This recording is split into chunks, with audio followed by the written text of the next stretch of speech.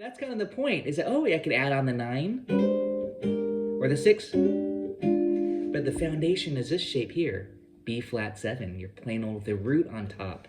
Okay, so just think about that. Oh, I can add a finger on. Maybe the sharp 9. And that's, to me, kind of, again, chord melody style. I'm just using this one shape as a foundation. The sharp 9, by the way, is this guy. That D flat or C sharp. I'm adding on the 13th for even more dissonance. I love this. So again, I'm demonstrating how you can get a lot of movement with just one shape. E flat 7, this is measure 2. To the E dim, that's a quick change there. Grant Green loved that flavor and the chord progression. You'll hear that a lot in swing too. So he has something like this.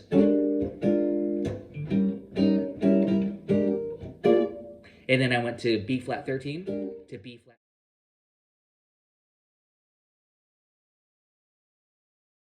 Hey everybody, thanks for joining me on the B flat jazz blues workshop number 2. This is an in-depth lesson on soloing. Let's get started. Chord soloing. And I know many of you love chords. I know I do. B flat 7. B flat 7. B flat 7. B flat 7. Learn your inversions on the top 4 strings. These are just plain old dominant 7th chords, you know, a little bit bland, I'll say. I'm not adding in a 13th. I'm not adding in any 9ths. I would start there and put on the backing track. I'm going to put a number 2 here, the really simple one. I'll give a quick demo of this. Really simple.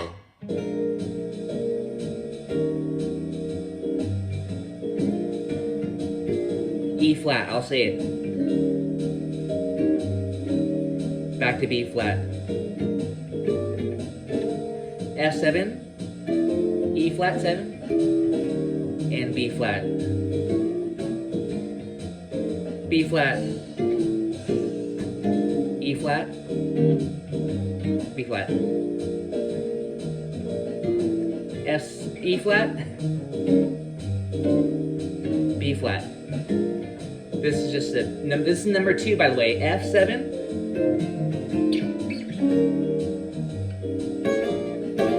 You got to add rhythm. Top. E flat. B flat. You can just stay really close by E flat. Not even move very much. B flat. It's a lot about rhythm. Da da da da. Ba ba ba ba ba ba ba. F7. Ba ba ba ba ba ba ba ba ba. Now you can get fancy if you want to work those inversions in. Ba ba ba ba. F. Back. Sorry, B flat. Ba ba ba ba. Here comes the F. F.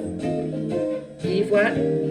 If you want to start to work those in, okay? And that's at 120. I'm going to slow down the tempo a little bit. But that's just a quick demonstration there. I was not playing it as written. The as written part on the worksheets is just to show you those shapes. But the demonstration is just choose an area on your instrument. See, I'm working here.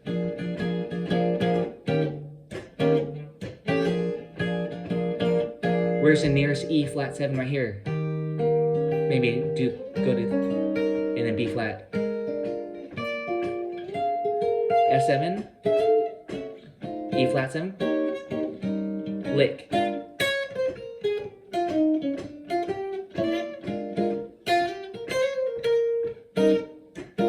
But again, it's really nice to mix and match. Throw in some chords, soloing licks, chords.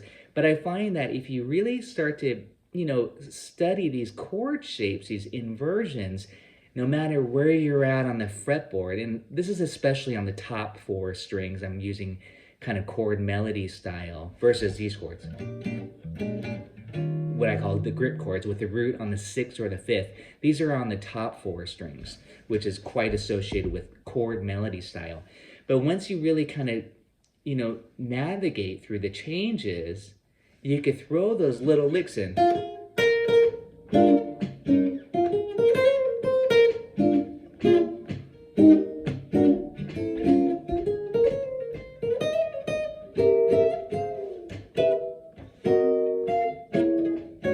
I think I'm doing number 4.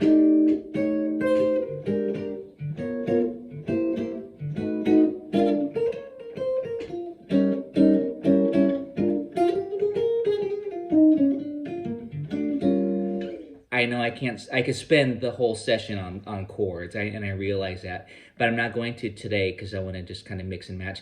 But the good news is you have these PDFs. I'm going to also include the sound slice, practice videos, which unfortunately with these chord ones, it's just information. You've got to use it to make music.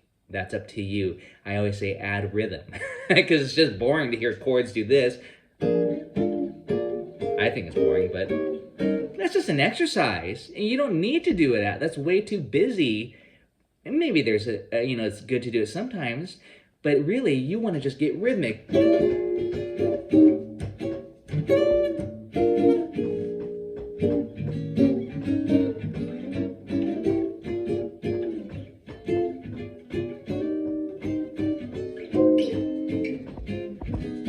Okay, so again, that's the idea, is to make some music with it. It's not like you have to go through every inversion. That's an extreme, and it's really hard to do that. You watch John Pizzarelli, Bucky Pizzarelli, the great chord melody kind players. They're just hanging on one chord with a whole bunch of rhythm. Just get into the rhythm. That's really super important. But it's nice to choose your favorite shapes and connecting the dots. So again, I want to just stress, don't get discouraged. Don't get discouraged if it's hard. Focus on connecting them and making it swing, okay? So I know definitely that's not my point in showing you like, hey, there's all these inversions. It's just a study. What's important is that you make music out of it. So as a demonstration, let's take a look at, and I don't have these memorized by any means, so these are all just exercises. So I need to look at it with you. Let's go through let's look at number 4 and maybe number 5 just to show you a variation on this. Well, notice now I am including a 13th chord. I'm adding some color to it, so it's not just a plain old dominant 7th here. So if you check out the first, let's just work through this for a second. Check it out, we have this. That's B flat 13 to B flat 7. Basically, that 13 is a 6, so you're getting this little pretty da-dum, Freddie, like Freddie Freeloader, if you know that tune.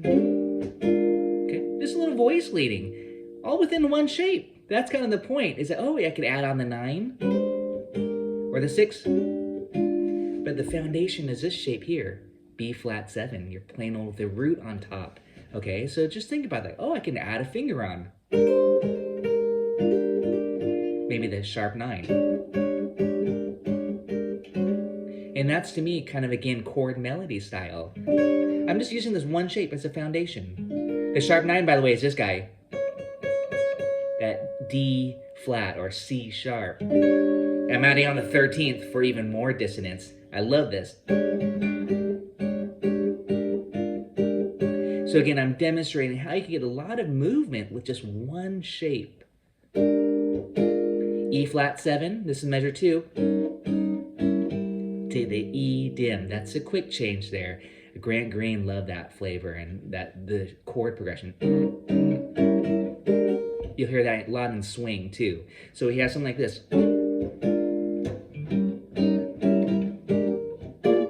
And then I went to B flat 13 to B flat 7. I didn't label it, but this chord here is just a B flat 7 inversion.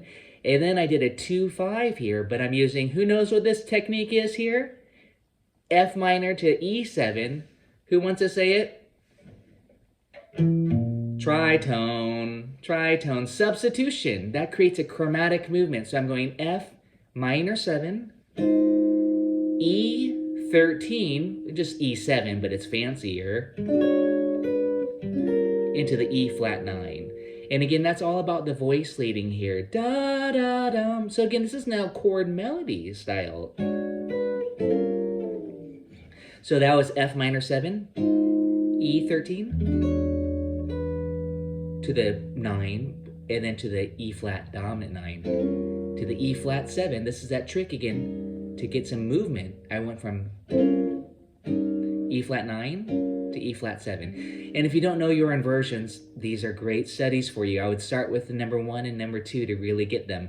But now I'm showing you how to add 9s, 13s, other dissonances, and of course the diminished passing chord right here. We all love that diminished trick to slide it around every 3 frets. I didn't write that, I only wrote 2 of them here, but obviously you can go nuts there, as a lot of guitar players love to do. Ukulele, same shape. Then here, more of this. And then this is the fancier progression, don't forget. So we have a 3-6. And that's one of my favorite tricks. A lot of guitar players, horn players, you take the minor and then you make it diminished. Get used to that. I had to really make sure that I use that quite a bit here. If you're not used to getting the minor 7, this is D minor 7. And then keep the D on top, but diminish it. And if you had a G in the bass, that's a G7 flat 9. So that's why I wrote G7 flat 9, not B diminished 7 or D diminished 7, because the bass player most likely would be playing a G7 or G in the bass, or a guitar player is playing a G7. But we, as a chord melody and as soloing, we think diminish, okay? And then we have C minor 7. I got a little bit crazy here with some inversion practice. So those are just C minor 7. Again, this is just something for you to work on in the future. F7 flat 9. What does that mean? Diminished 7 trick. Okay, if you see a flat 9, I'm telling you, play diminished 7. That's easy. Well, once you get the shape memorized, you just got to make sure you choose the right diminished 7. That you slide it around 3 frets. That's the hard part for most people. But here's F7 with the root on top. But I take the root and go to the flat 9. And then the turnaround, what did I choose here? Again, I don't have my charts memorized, but B flat 9. G7 flat 9, that's the shape. But I started off with a little color tone. I went, da, da. Right here, I'm right here, you guys, if you want to look. See this right here? That 11 is a added note. Really, the 10 here is the diminished shape. But to create a little chord melody effect, this is nice to go, da-dum. And then I continue that motif, da-dum. And I continued it more to the top. I didn't do the 13. But that turnaround would be like this.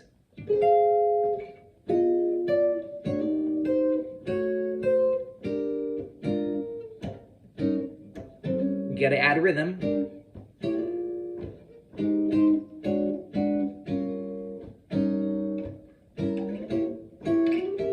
I added more diminish. And then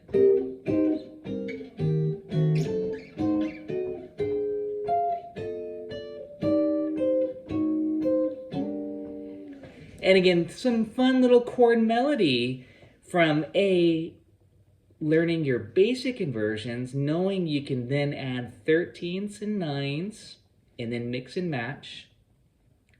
Throw in the diminished chord quite a bit as substitutions, and usually that's kind of like a breather for us because we know, oh, we get that first one, slide around. We don't have to think. However, on the C minor 7 inversion, you might be going, oh, wait. Okay, and then work those inversions in on the top 4 strings. So again, and honestly, if you want to get good at that, I would just set up a loop or grab a song. C minor. And I go. And just add, I'm doing those C minor 7s like this. So again, learn those inversions. But I actually intended to keep it all symmetrical. This. And again, that's such a great trick. It's great for soloing. See how what I'm trying to get at is great for soloing, meaning you might play a C minor arpeggio and then do your diminished. There's a little Django-y style there, but you might do a C minor lick and then diminish, then a blues lick. So again, that was C minor 7, and then diminish it, and that's a 2-5 lick, and then B flat. Some sort of bluesy turnaround there. Even though the chords are fancy, you might just keep it simple. But I'll show you some more fancier things. But again, to me, this is about trying to make music from just, you know, what am I thinking here with presenting some of these shapes. Let's do this number 5 here. Okay, we have B flat 13, B flat 7, and then E flat 7, but that's labeled incorrectly. That should be a 13 there, if you want to be precise. And then E dim, and then B flat 9. So again, that's just, you know, that's the basic well, actually it's variation number 5. But check it out. When you hear this, I'm going to play the top string. Watch this.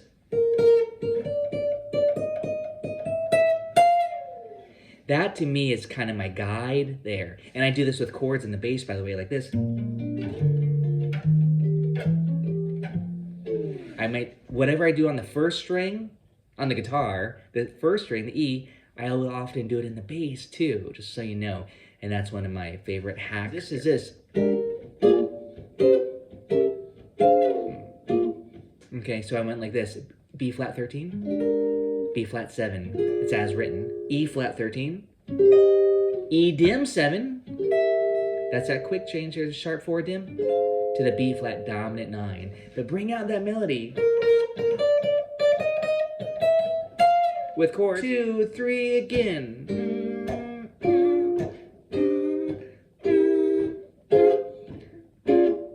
And then I went to B flat 7 just to create more movement. But you could have just stopped there. You could have went.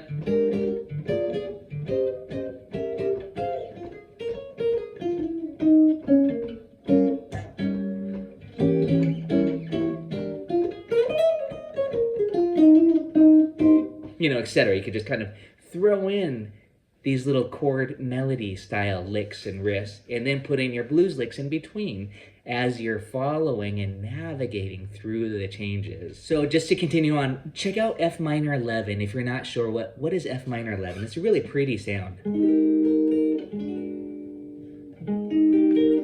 It's a beautiful chord melody trick there. I hear it in Jim Hall's guitar playing.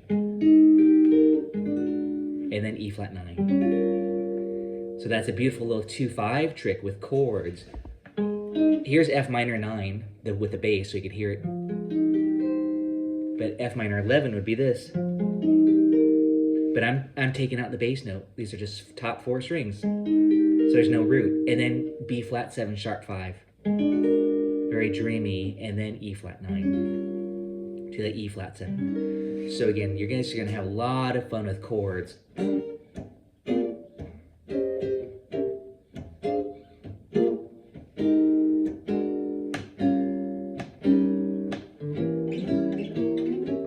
Hopefully I got all this diminished right there. Okay, and then here, listen to this. This is that descending movement here. I love this.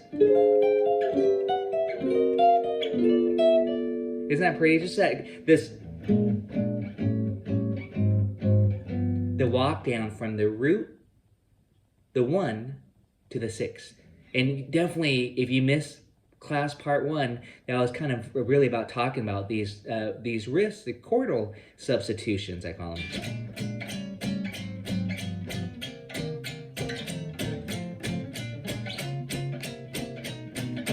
And again, I'm just doing some 3-note shape chord chunking out here, but that was this.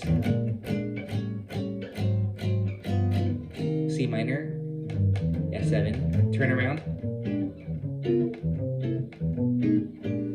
And this is tritone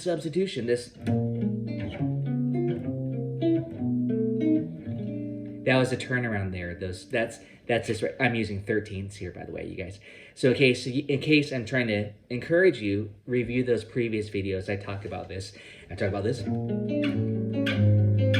All those little chromatic movements are so nice. But do that up here. And then C minor 11. I'm getting a little jazzy here. A little West Montgomery, this.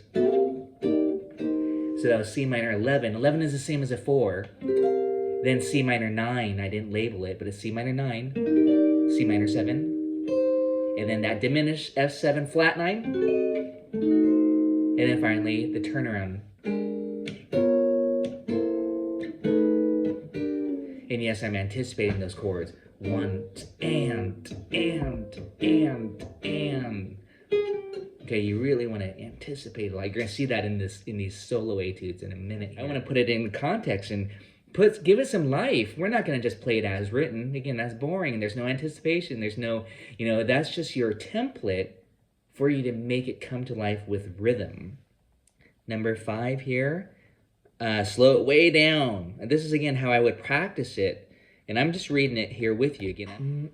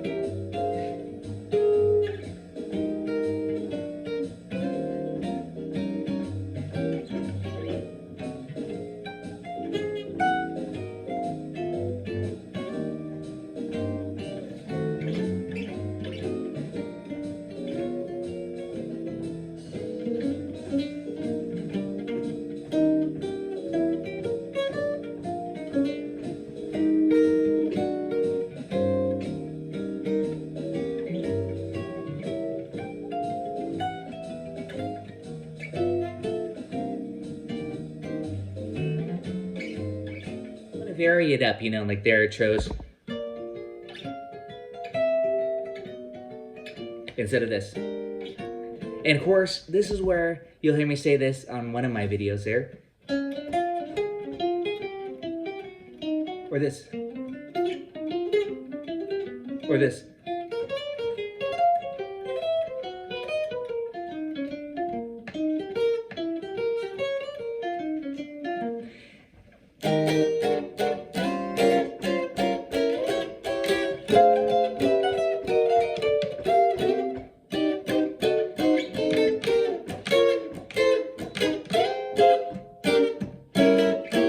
And again, that's kind of some chord soloing, all staying within this framework of mixing and matching and having fun with getting those diminished passing chords too. So again, I really hope that helps you understand that method. It's not so important that you just do it note for note, but mainly get these ideas, get the movements down.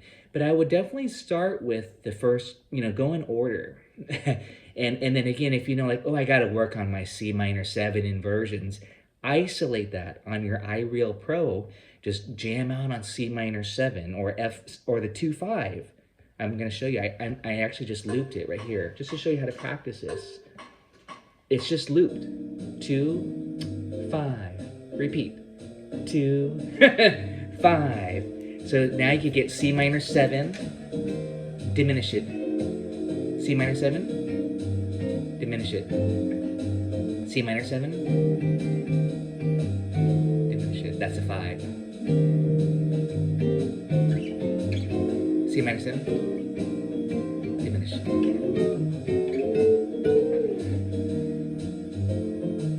So again, that's what I recommend, is just working on that. Okay, guys. Well, hey, we're ready to do some single note soloing, and then we're gonna dissect some of these etudes and talk about phrasing. And these etudes, I got a little bit more involved because I didn't want them to be just scales going up and down or arpeggios going up and down. I wanted to also include some phrasing in this. But notice the timing: 1, 2, 3, and 4, and. Okay, even if you just did that all day long. But you might, again, if you wanted to not think about the rhythm, you just do this. And then minor it. So, you can make it your own. I just wanted to have some fun little syncopated rhythm. 1, 2, 3, and 4, and.